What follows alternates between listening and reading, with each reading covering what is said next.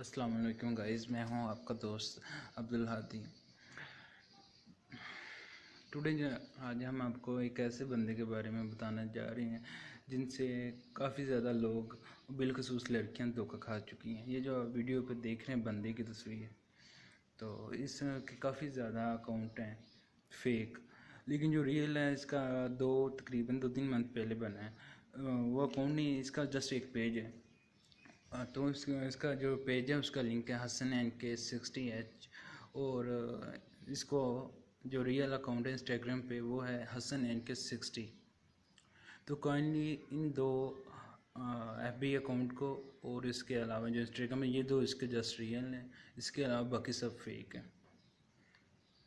इस वीडियो में बनाने का बेसिकली मकसद ये था कि काफ़ी ज़्यादा ना लड़कियां इनसे धोखा खा चुकी हैं, काफ़ी ज़्यादा, क्योंकि इसका जो रियल अकाउंट है वो अभी अभी बना है। इससे पहले काफ़ी ज़्यादा लोग लड़कियों को धोखा दे रहे थे। तो काइंडली आप भी इसमें हमारी हेल्प करें, इस वीडियो को ज़्यादा से ज़्यादा शेयर करें ताकि लोग, लड़कियां सब इस धोखे से बचें। सो गाइस, टेक केयर, मिलते हैं नेक्स्ट वीडियो।